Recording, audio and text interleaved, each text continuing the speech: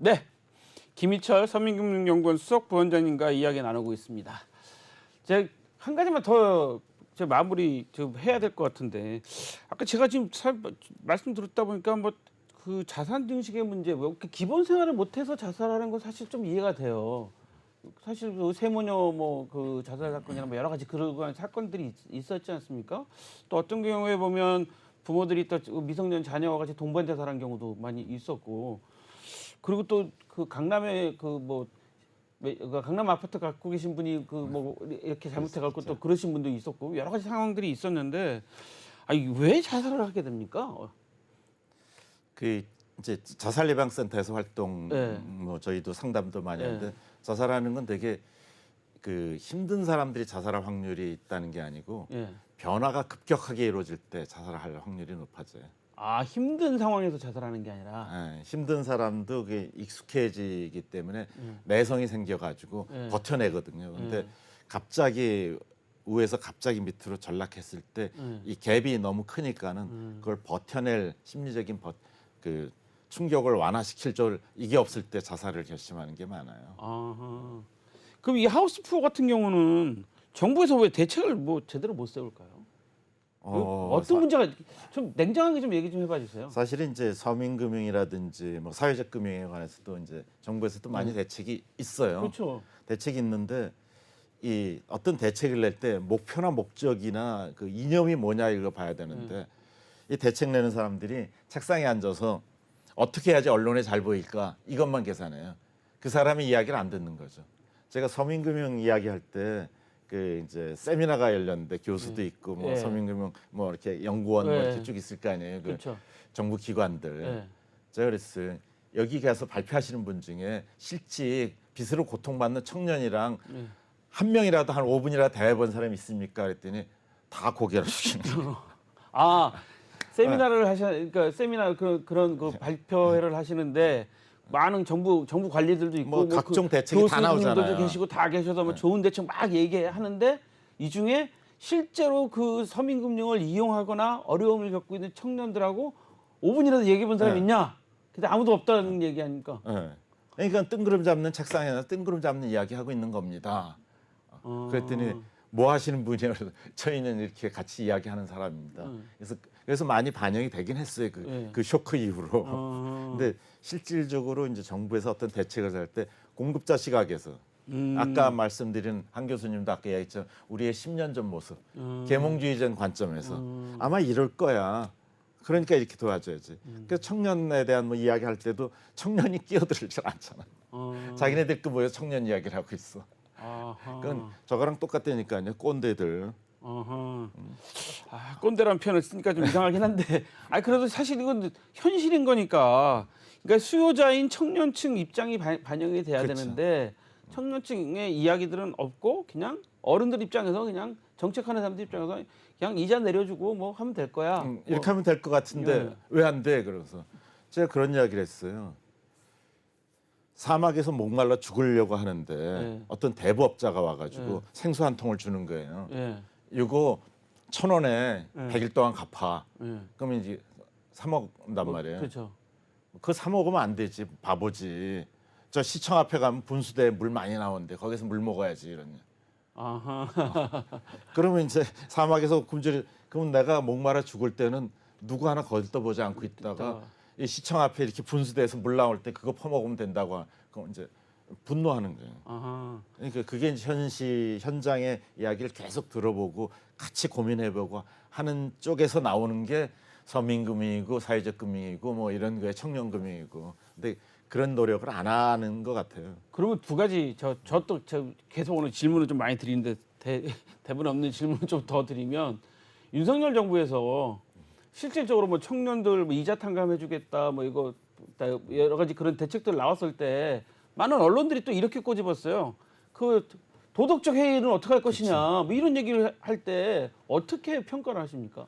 저도 도덕적 해이를 부추기는 사람으로 되게 많이 매도당했었어요. 아, 갚지 말아라 도덕적 왜냐면 해이를. 빚에 시달려가지고 완전 생활이 망가지고 인생이 바닥으로 가는데 이제 그만 갚아라. 그 방법을 가르쳐주고 상담해주면은 떼먹자는 이야기 아니냐. 근데 그건 이제 그런 시각이에요. 자기만 아는 자기 생각에서 하는 거예요. 그러면 그 빚을 떼먹겠다고 자기가 그렇게 힘든 생활하고 이렇게 고통을 받는 청년들이 있냐 이거죠. 그건 아니에요. 잘 모르는 거예요. 그러니까 꼭 저거랑 똑같아요. 아 배고프면 빵도 먹을 수도 있는 거지 꼭 밥 먹어야 돼. 뭐 이런 이야기한 거랑 똑같은 이야기예요. 그러니까 현실을 모른다는 이야기죠. 아하. 왜 그런 거예요? 저도 그랬으니까. 아하. 이 친구들 지식 정보를 좀 전달해주고 뭐 이렇게 살아라 이렇게 네. 해주면은 얘들도 자 부자가 될 텐데. 근데 원초적으로 꼬여 있는. 사회적 구조가 그렇게 안 돼 있는 상태에서 그걸 해라. 야 야 쌀이 없으면 라면 먹으면 될 거 아니냐? 빵 먹어라. 뭐 이런 개념이라는 말씀이신 그래서 거잖아요. 이제 그 역할을 해주는 데들이 이제 시민 단체라든지 자생적인 건데 또 이번 정권 들어서는 그거 조사해야 돼.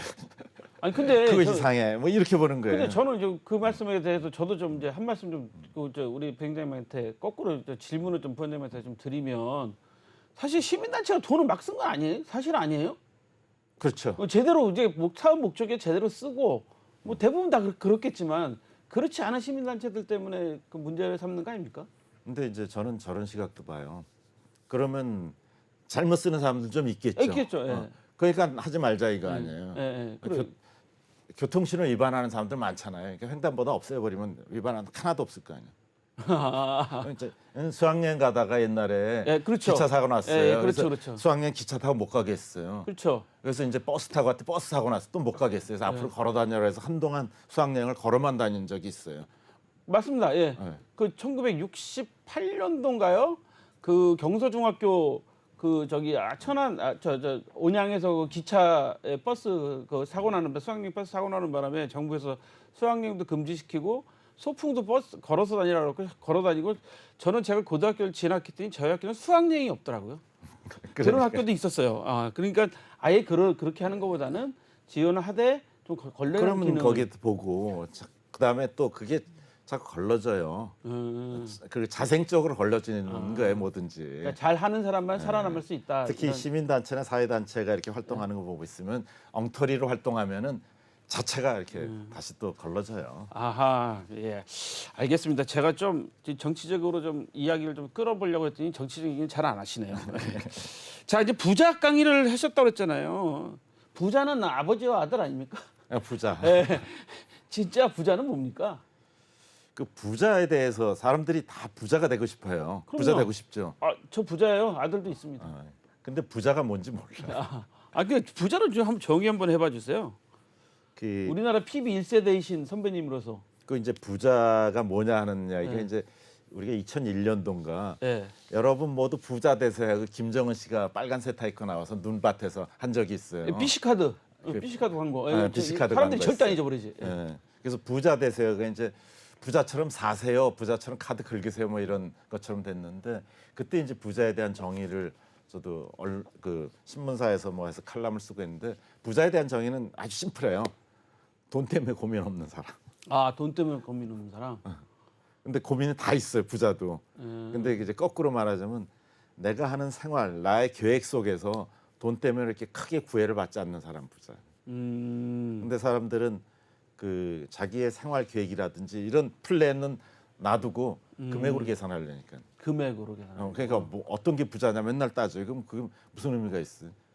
저희 2000년도 무렵에 금융자산 한 10억 이상인 사람이 한 8만 명 됐어요. 2000년도 무렵에 네. 8만 명 8만 명씩 금융자산이 10억 이상. 금융자산으로만. 예. 지금 뭐 얼마 전에 나온 거 한 20만 명 이렇게 되는 것 같더라고요. 20만요. 예. 한 3배 정도 예, 3배 늘었더라고요. 정도, 예. 근데 그게 무슨 의미가 있어요? 아하, 금융자산 늘어난 건 뭐 그 수익도 많이 하고 저축도 많이 하니까 늘어날 그래서 수 이제 부자를 따질 때 이제 행복한 부자냐 뭐 이런 이야기도 있고 진정한 부자의 의미가 가령 제가 존경하는 분이 있는데 이제 들꽃 청소년 세상이라고 해서 청년들을 이거 후원하는데 1억을 상금을 받았어요. 화마상에서 예. 도로 다 내놨어요. 근데 그 사람은 돈이 필요 없어요. 그분은 부자예요. 근데 집이 전세를 옮겨야 돼요. 돈이 없어서. 아하. 그랬더니 주변에서 예. 목사님이 그런 상황이구나. 다 구해줬어요. 집을. 아하. 자기는 돈에 대해 관심이 없어. 아하. 그 사람이 부자 아니에요.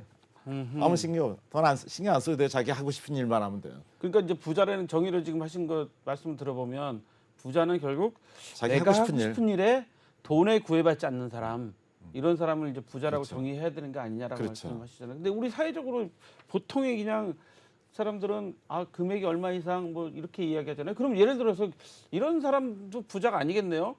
지금 그 대기업을 하고 계셔요.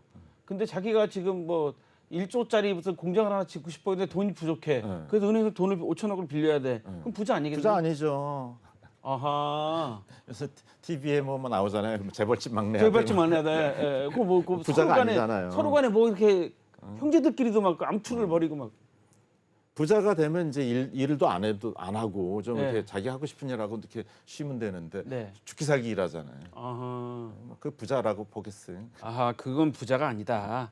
그러니까 본인이 하고 싶은 일을 하는데 돈이 구애받지 않는 사람. 그러니까 예를 들어서 그래서 자연인이 그렇게 TV에서 그렇죠. 오랫동안 그 유지되고 있고 많은 분들이 관심 있게 보는 거 아닙니까? 많은 사람들이 원하는 부자의 모습. 아, 그렇다. 자, 그러면 부자들 근데 사실 그냥 우리 그냥 보통의 그냥 부자라고 이제 생각하고 생각해봤을 때 부자들 사실 좀 배울 점도 있잖아요. 재산을 많이 많죠. 가지신 분들을 우리 젊은 사람들이 그분들을 보면 어떤 점을 좀 배워야 될까요? 사실은 계몽주의적인 것보다는 이런 것들을 좀 본받으면 좀 도움이 되겠다. 뭐 이런 것도 있을 것 같은데. 실제로 저도 이제 뭐 이렇게 부자들에 대해서 좋은 감정을 가지고 있지는 않았어요. 압구정동에 시험 하면서도. 아, 그랬어요? 왜냐하면 어떤 부동산 투기를 했을 거야. 예. 좋은 정보를 빼서 미리 했을 거야. 근데 이렇게 뵙다 보니까는 네. 점점 존경심이 나오는 게 이 사람들은 철저해요. 생활 관리가. 어. 부자의 특징들이 몇 가지가 있더라고요. 예. 그 어떤 거 있습니까? 제일 크게 이렇게 하면은 제일 큰 줄기로 보면은 부자들은 어떤 문제가 생기면 내가 직접 나서서 저 문제를 어떻게 해결할 것인가를 고민해요. 아하, 문제가 생겼을 때 주변에 뭐 문제가 있을 거 아니에요. 네. 부동산 값이 뭐 올랐다든지 뭐 무슨 요동친다 네. 경제 뭐 유리 파동이 있다든지 네. 그럴 때 나는 어떤 행동을 해서 저걸 어떻게 극복할까 이걸 고민해요. 아하, 그러니까 어떤 상황이 생겼을 때 경제적으로 국가에 어떤 상황이 생기거나 이럴 때 나는 내 생활을 어떻게 바꿔서 그치, 내가 문제 이걸 어떻게 해결해야지. 내가 극복을 해 나갈 것이냐를 고민한다는 거죠. 근데 가난한 아빠들은 뭘 하냐면요. 예. 어떤 놈 때문에 이렇게 된 거야. 분노하고 비난하는 데 집중해요. 아, 요구하는데 우선 화를 내고 이건 누구 아. 때문이야? 이게 정치를 잘해야지 뭐 이런 이야기라든지 그런 나쁜 놈들이 어디 있어. 그게 가장 큰 차이예요. 아, 그러니까 우리 보통 그러잖아요. 술자리 안주로 야, 그 정책을 잘못했구만, 걔 다 해쳐먹구만 이런 거. 그리고 가난한 아빠들은 예. 성공의 기회를 한 3번쯤 놓쳤어요 다. 아하, 그때 그걸 하려고 그랬는데 아하. 뭐 그때 개포동 주공 아파트를 계약하러 갔는데 자식이 갑자기 뭐 그 자리에서 100만 원 올려달라 해서 이게 안 했다. 화가 나가지고 안 뭐 했다. 싸우고 나왔다 뭐 이런. 개포동 중앙아파트 지금 계약하셨으면 엄청나게 버셨을 텐데. 일단은 이제 말씀하신 것처럼 부자는 문제 해결에 집중한다. 아닌 사람들은 분노와 비난에 집중한다. 그런 생활 태도가 이제 계속 이어지면서 부자 팔자를 만드는 거예요. 그래서 그 특징을 보면은 어떤 시간 약속 이런 것도 철저하고 그럼 뭐 사례 좀 말씀해 줘 보세요. 수수료 막 이렇게 어떤 고객인데 수수료 1,000원 자기는 수수료 안 내도 되는데 1,000원을 물었다고 막 화를 막 내고 막 그런 것도 있어. 그런 부자입니까? 근데 그런 분이 예. 이렇게 한 달 이렇게 지나서 네. 참 너 이제 VIP 고객이니까 굉장히 도움을 많이 받았는데 참 도움이 되는데 직원들하고 식사를 한번 대접해줬겠다. 예. 식사를 사요 직원들 네. 데리고 그러면서 이제 이런저런 이야기 같이 나누죠. 수수료 1,000원 가지고 화내신 분이 식사 사는데 10만 원, 20만 원 쓰는 거는 쓰신단 말이에요. 그 홍콩 부자 이야기가 유명한 이야기예요. 리카싱이라는 부자가 예. 그 1달러짜리 흘렸는데 네. 그걸 주스려고 하니까 이제 그 골프장 매니저가 와서 주워 주니까는 1달러짜리 주머니에 넣으면서 한바탕 잊어먹을 뻔해 하고 얘한테 200불 줬다는 거예요. 아하.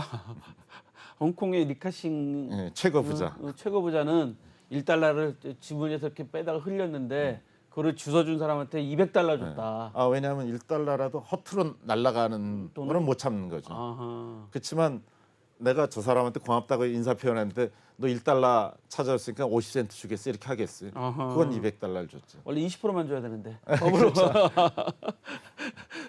그런 태도가 이해가 되면 이제 부자 될 확률이 있는 거고. 아하.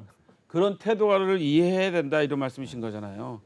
아 저도 보다 보면 사실 개인적으로는 주차비 뭐 1,000원 갖고 외제차 타고 다니면서 주차비 1,000원 때문에 막 주차 관련 아저씨하고 싸우시는 분들 보면 좀 답답하긴 하더라고요. 근데 그건 이제 1,000원이 아까운 게 아니라 네. 생활 속에서 네. 허투루 나가는 거, 내가 불합리하게 나가는 건 못 참는 거예요. 근데 내가 누구를 위해서 쓰겠다 그러는 거는 그건 또 그만한 가치를 부여하고. 그러니까 생활 태도예요. 그리고 부잣집 가니까는 저기다가 벽돌 넣어놓잖아요. 화장실 변기에다가 화장실에다가. 물 넣고 전구 내리고 뭐. 예? 그리고 전기 제가 내리고. 이제 갑자기 지점장한테 회의가 있어서 압구정에 삼성동을 가야 되는데 네. 택시를 잡고 있었어요. 택시 네. 잡으니까 회장님이 툭 치면서 네. 이 친구야 저 버스 타면 시간도 같아. 근데 뭐하러 택시 타? 그래. 그 실제 그러신 경우 있습니까? 실제로 그래서 얼굴이 화끈거렸어요. 어깨를 툭 치신 분은 얼마 정도의 돈을 재산을 가지신 분이었나요? 뭐 그냥 은행에 한 30억 넣어놨었나 그 당시에. 그 당시 은행에 30억. 97년도 8년도 무렵에. 97년도 8년도 은행에 30억 넣어놓으신 네, 분이. 그분이 딱 그러는 거예요. 뭐하러 택시를 타? 나도 버스 타고 다녀. 삼성동 나갈 때는 또. 아하. 그 근데 생활 태도. 네, 저는 건방지게 항상 택시 타고 다녔거든요. 아하. 그것도 은행 차를 몰지 않고 내가 택시 타고 가는 게 훨씬 시간이 세이브된다. 되게 남들한테 자랑을 했었어. 나는 꼭 차를 몰고 가면 주차장에 대야 되고 네, 그러면 시간 걸리니까. 시간이 걸리니까는 택시를 이용한다 했는데 그게 나의 그냥 합리적인 인간이다 했는데 그게 아니라 버스가 있어요. 근데 버스랑 택시 잡는 시간이랑 버스 타는 시간 하면 한 2분 3분 차이. 2, 3분 차이. 아하. 근데 30억을 은행에 넣어놓으신 선생님은 아니 그걸 버스 타고 알아요. 다니지. 생활 태도가 틀리다. 뭐 이런 거네요. 근데 갑자기 저는 궁금한 게 부자 뭐 이런 얘기 하시다가 뭐 청년 자립 뭐 자살 예방 뭐 노인 학대 뭐 이런데 왜 관심을 갖게 되셨어요? 그러니까 결국은 이 돈이 많으신 분도 저런 경우가 많아요. 와서 매일 은행 잔고 확인하는 게 그 돈 많으신 분들이.